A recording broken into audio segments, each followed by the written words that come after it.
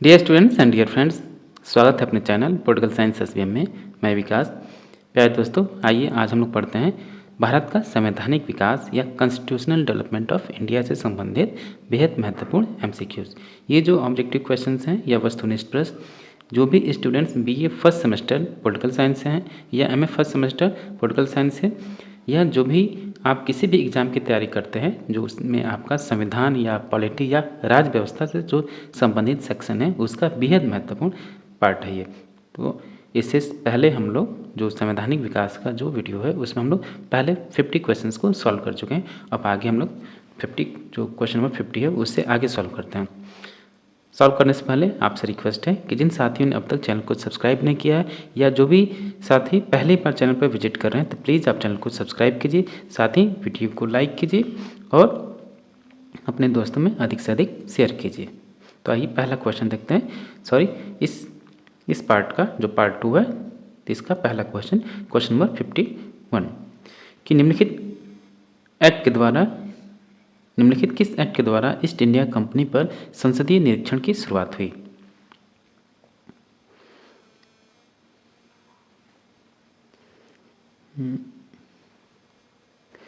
तो ऑप्शन देखिए कि 1773 के एक्ट के द्वारा, 1813 के चार्टर एक्ट द्वारा, या 1784 के पिट्स इंडिया एक्ट द्वारा, या 1861 के चार्टर एक्ट द्वारा। तो ईस्ट इंडिया कंपनी पर संसदीय निरीक्षण की शुरुआत कब से मानी जाती है? तो जो 1773 का रेगुलेटिंग एक्ट है, वहाँ से इसकी ईस्ट इंडिया कंपनी पर संसदीय नियंत्रण या निरीक्षण की शुरुआत मानी जाती है 1773 के रेगुलेटिंग एक्ट के द्वारा। नेक्स्ट क्वेश्चन है क्वेश्चन नंबर 52। 1784 के पिट्स इंडिया एक्ट के तहत व्यवस्थित बोर्ड ऑफ कंट्रोल में कौन शामिल नहीं था? तो व्यवस्थित जो बोर्ड ऑफ कंट्रोल था तो उसमें कौन शामिल नहीं था? तो जो बोर्ड ऑफ कंट्रोल थे उसमें न तो आपके राज्य सचिव थे, न ही अर्थ सचिव और न ही प्रिवी काउंसलर। तो इसलिए इसका आंसर होगा उपयुक्त सभी ये बोर्ड ऑफ कंट्रोल में शामिल नहीं थे। क्वेश्चन नंबर 53 देखिए, निम्नलिखित में से किस एक्ट के तहत सभी कानूनों एवं विनियमों की व्याख्या का अधिकार न्यायालय को दिया गया? किस कानून के तहत किस एक्ट के तहत जो भी कानून है या उनसे संबंधित जो भी विनियमन है या रूल्स रेगुलेशन, उनकी व्याख्या का अधिकार न्यायालय को दिया गया? ऑप्शन देखिए, 1773 का रेगुलेटिंग एक्ट, 1784 का पिट्स इंडिया एक्ट, या 1793 के चार्टर एक्ट में, या उपयुक्त में से किसी में नहीं। तो इसका आंसर होगा 1793 के चार्टर एक्ट में सभी कानूनों एवं विनियमों की व्याख्या का अधिकार 1793 के चार्टर एक्ट में दिया गया। ऑप्शन सी राइट आंसर होगा। क्वेश्चन नंबर 54 देखिए, निम्नलिखित में से किस अधिनियम द्वारा भारत में दास प्रथा को प्रतिबंधित किया गया?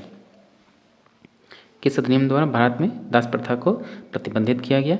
1786 के अधिनियम द्वारा, 1793 के चार्टर अधिनियम द्वारा, या 1833 के चार्टर अधिनियम द्वारा, या 1861 के परिषद अधिनियम द्वारा? तो भारत में दास प्रथा को जो प्रतिबंधित किया गया या जो इसको गैर कानूनी घोषित किया गया 1833 के चार्टर अधिनियम के द्वारा घोषित किया गया, जिस समय आपके लॉर्ड विलियम बेंटिंग प्रथम गवर्नर जनरल, भारत के प्रथम गवर्नर जनरल हुए। क्वेश्चन नंबर 55 है, 1833 के चार्टर एक्ट द्वारा गठित विधि आयोग की अध्यक्षता किसने की? मकाले, वॉरेन हेस्टिंग, कैनिंग, या उपयुक्त में से कोई नहीं? तो जो विधि आयोग थी किसकी अध्यक्षता में बनी? लॉर्ड मकाले के अध्यक्षता में बनी। क्वेश्चन नंबर 56, 1861 के परिषद अधिनियम द्वारा किसने भारत में सर्वप्रथम विभागीय प्रणाली यानी पोर्टफोलियो सिस्टम की शुरुआत की? ये बेहद महत्वपूर्ण क्वेश्चन है, विभिन्न एग्जामों में कई बार पूछा जा चुका है। तो भारत में विभागीय मंत्रालय या पोर्टफोलियो सिस्टम, जिसको वर्तमान में मंत्रालय बोलते हैं, उसकी शुरुआत सबसे पहले किसने की? वॉरेन हेस्टिंग, मकाले, या लॉर्ड कैनिंग, या लॉर्ड क्रॉस? इसकी शुरुआत वॉरेन हेस्टिंग के द्वारा की जाती है। 1773 का रेगुलेटिंग एक्ट अधिनियम पहला कदम था जिसने ब्रिटेन की संसद को विधि बनाने का अधिकार पर बल दिया। ऑप्शन यही राइट होगा। रेगुलेटिंग एक्ट वह पहला कदम था जिसने ब्रिटेन की संसद को भारत पर विधि बनाने का अधिकार दिया, या अब जो भारत का शासन था उस पर संसदीय जो ब्रिटेन की संसद थी उस पर निरीक्षण का अधिकार मिल गया उसको, ब्रिटेन की संसद को कानूनी निरीक्षण करने का अधिकार मिल गया। इससे संबंधित अब वो कानून बना सकती थी 1773 के रेगुलेटिंग अधिनियम के द्वारा। ऑप्शन ए राइट आंसर होगा। क्वेश्चन नंबर 58 देखिए, 1892 के परिषद अधिनियम ने विधान परिषद के सदस्यों को निम्नलिखित में से कौन से अधिकार नहीं दिए? आपसे पूछा कौन सा अधिकार नहीं दिए? बजट पर विवाद करने का अधिकार, सार्वजनिक हित के मुद्दों पर प्रश्न पूछने का अधिकार, बजट संबंधी प्रस्ताव पर मतदान में हिस्सा लेने का अधिकार या उपयुक्त सभी। तो बजट संबंधी प्रस्ताव पर मतदान में हिस्सा लेने का अधिकार नहीं मिला उनको, बाकी ये दोनों अधिकार मिल गए, परंतु ये अधिकार अभी प्राप्त नहीं था 1892 के अधिनियम से। तो ऑप्शन सी राइट आंसर होगा। क्वेश्चन नंबर 59, निम्नलिखित में से किसने 1909 के मार्ले मिंटो सुधार को कांग्रेस के उदारवादियों के लिए रिश्वत कहकर आलोचना की? कांग्रेस मार्ले मिंटो जो सुधार लाया गया 1909 का, जिसको सांप्रदायिक पंचायत भी बोलते हैं, तो कांग्रेस के उदारवादियों को लोग किसने कहा कि रिश्वत उन्होंने लिया और इसको स्वीकार किया? ऑप्शन देखिए, के एम मुंशी, पट्टाभी सीतारामैया या ए ओ ह्यूम या उपयुक्त में से कोई नहीं। तो के एम मुंशी ने यह आलोचना की। ऑप्शन ए राइट आंसर होगा। क्वेश्चन नंबर 60 देखिए, निम्नलिखित में से कौन सी बातें 1919 के भारत सरकार अधिनियम में शामिल थीं? केंद्र में द्विसदनात्मक विधायिका की स्थापना, या दोनों सदनों में प्रत्यक्ष निर्वाचन प्रणाली अपनाई गई, या भारतीय कार्य की देख रेख के लिए भारतीय अधिकारी की नियुक्ति, या उपयुक्त सभी। केंद्र में द्विसदनात्मक व्यवस्था की स्थापना की गई, सही है, और दोनों सदनों में प्रत्यक्ष निर्वाचन प्रणाली अपनाई गई, सही है। भारतीय कार्य देख के लिए एक अधिकारी की नियुक्ति की गई। ऑप्शन ए बी सी तीनों सही हैं, तो ऑप्शन डी राइट आंसर होगा, प्रयुक्त सभी। क्वेश्चन नंबर 61, निम्नलिखित किस अधिनियम के तहत केंद्र में द्विसदनात्मक विधायिका की स्थापना की गई? 1909 के भारत सरकार अधिनियम के तहत, 1919 के भारत सरकार अधिनियम के तहत, या 1935 के भारत सरकार के अधिनियम के तहत? तो केंद्र में द्विसदनात्मक विधायिका की जो स्थापना हुई किसके तहत? तो 1919 के भारत सरकार अधिनियम के तहत केंद्र में द्विसदनात्मक व्यवस्था की स्थापना की गई। ऑप्शन बी राइट आंसर होगा। नेक्स्ट क्वेश्चन है क्वेश्चन नंबर 62, निम्नलिखित किस अधिनियम में सर्वप्रथम विषयों का विभाजन केंद्रीय और प्रांतीय सरकारों में किया गया? 1919 में, या 1909 में, 1861 में, या 1935 में? तो जो आपका भारत सरकार अधिनियम 1919 में पहली बार या सर्वप्रथम विषयों का विभाजन केंद्रीय और प्रांतीय सरकारों में किया गया। तो ऑप्शन ए राइट आंसर होगा, भारत शासन अधिनियम 1919। क्वेश्चन नंबर 63, 1935 के अधिनियम द्वारा द्विसदनीय विधानमंडल की स्थापना की गई। कहाँ कहाँ? मद्रास, बम्बई, बंगाल, संयुक्त प्रांत, बिहार या आसाम?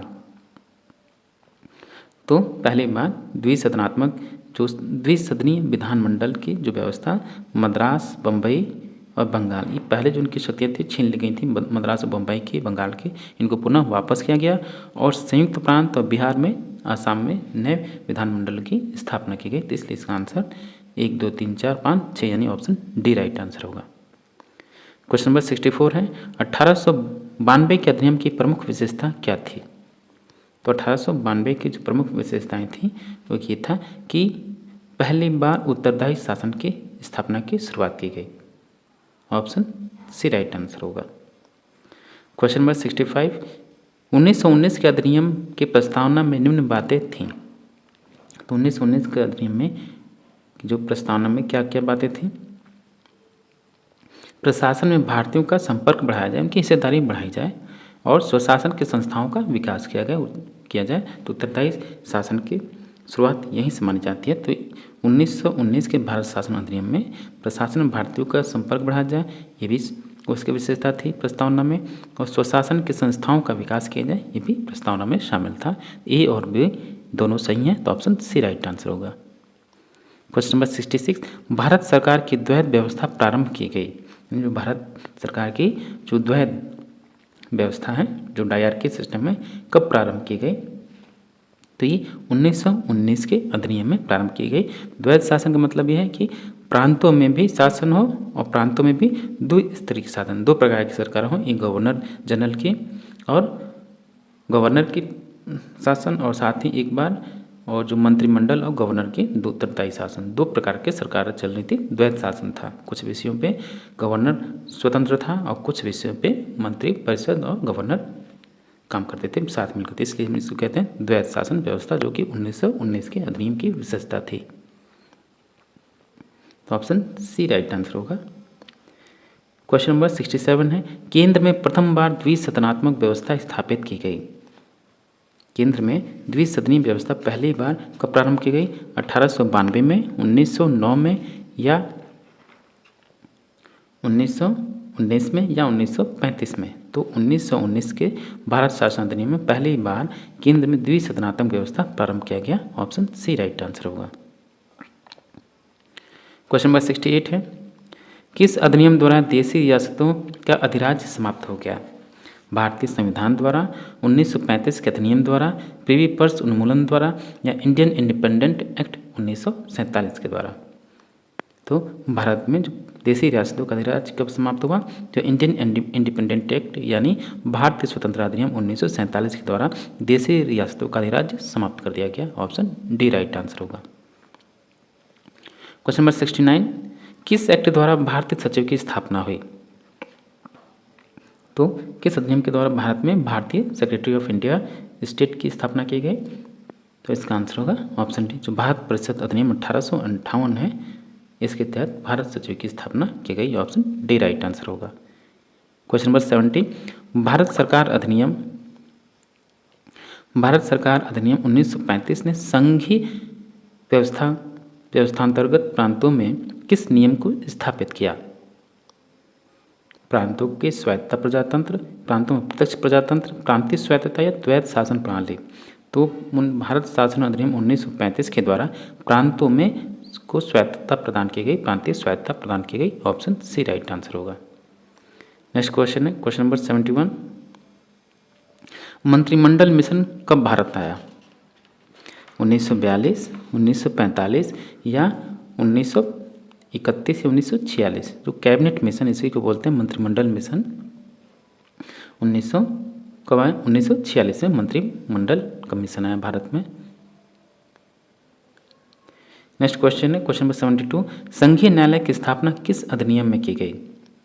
तो जो भारत शासन अधिनियम 1935 है, इसमें एक संघीय न्यायालय की व्यवस्था का प्रावधान था। तो ऑप्शन सी राइट आंसर होगा, भारत शासन अधिनियम 1935। क्वेश्चन नंबर 73, 1935 के अधिनियम में उल्लिखित क्या था? क्या उल्लिखित था? तो उसमें एक तो प्रांतीय स्वायत्तता था और सांप्रदायिक प्रतिनिधित्व को बढ़ावा मिला और संघीय व्यवस्था का प्रावधान था। तो इसलिए इसका आंसर ऑप्शन डी राइट होगा, उपरोक्त सभी सत्य हैं।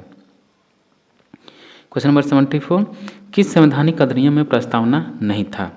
तो याद रहे कि 1919 और जो आपका 1961 है, 1861 और 1909 इन तीनों में प्रस्तावना था, लेकिन 1935 का जो भारत शासन अधिनियम है उसमें प्रस्तावना नहीं था। तो ऑप्शन सी राइट आंसर होगा। 1935 का जो भारत शासन अधिनियम है इसमें संवैधानिक अधिनियम में प्रस्तावना नहीं था। ऑप्शन सी राइट आंसर होगा। क्वेश्चन नंबर 75 मैच करना है।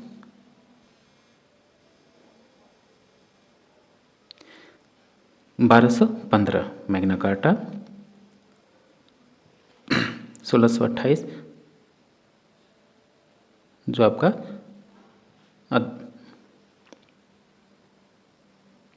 जो 1628 अधिकारों का प्रतिवेदन, 1681 अधिकारों संबंधित विधेयक और 1936 क्राउन अधिनियम के मंत्री, इससे संबंधित होगा। तो ऑप्शन बी राइट आंसर होगा। ऑप्शन बी राइट आंसर होगा। नेक्स्ट क्वेश्चन है क्वेश्चन नंबर 76,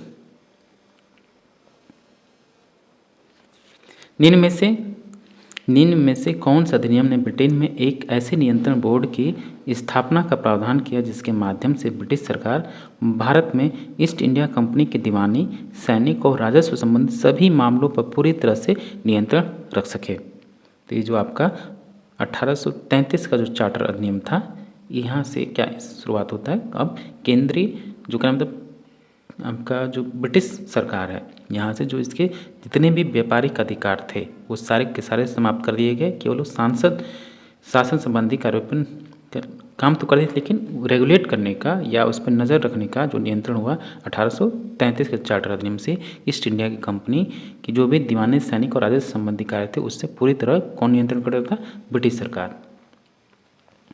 क्वेश्चन नंबर 77, आधुनिक अर्थ में सबसे पहली बार संविधान शब्द प्रयोग किया गया, कब प्रयोग किया गया? आधुनिक अर्थ में सबसे पहली बार संविधान शब्द का प्रयोग कब किया गया? तो ये हुआ आपका जो 18वीं शताब्दी है उस समय। ऑप्शन सी राइट आंसर होगा। नेक्स्ट क्वेश्चन है क्वेश्चन नंबर 78, केंद्र में अंतरिम सरकार की स्थापना हुई थी। केंद्र में अंतरिम सरकार की स्थापना कब हुई? क्रिप्स मिशन आने के बाद, क्रिप्स मिशन के आने के पहले, माउंटबेटन की योजना को पेश करने के बाद या कैबिनेट मिशन के आने के बाद। तो केंद्र में अंतिम सरकार की स्थापना कब हुई? ये जब कैबिनेट मिशन भारत में आता है तो अंतिम सरकार की स्थापना होती है। ऑप्शन डी राइट आंसर होगा। क्वेश्चन नंबर 79 है, निम्न में से किस अधिनियम के अंतर्गत द्वैध शासन व्यवस्था लागू की गई? किस अधिनियम के तहत? तो 1919 का जो भारत सरकार अधिनियम है तो प्रांतों में द्वैध शासन व्यवस्था को लागू किया गया। ऑप्शन डी राइट आंसर होगा, प्रांतों में द्वैध शासन। क्वेश्चन नंबर 80, प्रांतीय विषयों को केंद्रीय विषयों से पृथक करने के लिए जिस अधिनियम ने पहली बार संवैधानिक नियम बनाया वह था कौन सा अधिनियम, या किस अधिनियम के तहत प्रांतों के लिए पहली बार केंद्रीय विषय से पृथक किया गया? तो ये था भारत सरकार अधिनियम 1919। ऑप्शन बी राइट आंसर होगा। क्वेश्चन नंबर 81, भारत की अवधारणा सर्वप्रथम, संविधान की अवधारणा सर्वप्रथम कहाँ उत्पन्न हुई? ब्रिटेन, अमेरिका, चीन या भारत? तो संविधान की अवधारणा सर्वप्रथम अमेरिका में उत्पन्न हुई। ऑप्शन बी राइट आंसर होगा। और जो भारत का विश्व का जो प्रथम लिखित संविधान है वो कौन सा है? अमेरिका का, यूएसए का है। क्वेश्चन नंबर 82, आधुनिक अर्थ में संविधान शब्द का प्रयोग किस शताब्दी में किया गया? तो आपको कई क्वेश्चन रिपीट हो गया है। तो आधुनिक अर्थ में संविधान शब्द का प्रयोग 18वीं शताब्दी में हुआ। संघ लोक सेवा आयोग का निर्माण किस एक्ट के द्वारा किया गया, या किस अधिनियम के द्वारा संघ लोक सेवा आयोग का निर्माण किया गया? तो जो भारत शासन अधिनियम 1935 है उसके तहत संघ लोक सेवा आयोग का निर्माण किया गया। क्वेश्चन नंबर 84, कथन और कारण है, इंडियन काउंसिल अधिनियम यानी इंडियन काउंसिल एक्ट 1861 ने भारत के शासन में लोकप्रिय तत्व को समाविष्ट किया। ये कथन आपका सही है, क्योंकि कारण देखिए, गवर्नर जनरल की कार्यकारिणी परिषद लेजिस्लेटिव काउंसिल के रूप में काम करने पर उन गैर सरकारी सदस्यों को शामिल करती थी जिन्हें व्यापारिक संघ व प्रांतीय विधान परिषदें मनोनीत करती थीं। कथन भी सही है और इसका आंसर होगा कि ए और आर दोनों सत्य हैं और कारण कथन का सही स्पष्टीकरण है। तो ऑप्शन ए राइट आंसर होगा। तो डियर स्टूडेंट, ये था आपका जो भारत का संवैधानिक विकास है, कॉन्स्टिट्यूशनल डेवलपमेंट, उससे संबंधित बेहद महत्वपूर्ण क्वेश्चन। और ये आपका सेकंड पार्ट था, पार्ट 2 था जिसको हमने सॉल्व किया। पार्ट 1 ऑलरेडी चैनल पर अपलोडेड है, आप चाहें तो विजिट करके देख सकते हैं। ये जो भी क्वेश्चन हैं प्यारे दोस्तों, कोई सा भी आप एग्जाम दें, केवल आप बीए और एमए के लिए नहीं, कोई सा भी आप वनडे एग्जाम देते हैं तो उसके लिए बेहद महत्वपूर्ण है, क्योंकि राज व्यवस्था की शुरुआत यहीं से होती है। तो चैनल पर लगातार बने रहिए, अपनी तैयारी जारी रखिए और मिलते हैं आपसे नेक्स्ट वीडियो में। चलते चलते फिर आपसे एक बार रिक्वेस्ट है, प्लीज़ आप चैनल को सब्सक्राइब कीजिए, बेल आइकन प्रेस कीजिए ताकि कोई नई वीडियो अपलोड हो तुरंत आपको पता चले, और साथ ही अपने दोस्तों में अधिक से अधिक शेयर कीजिए। Thank you for watching. मिलते हैं आपसे नेक्स्ट वीडियो में।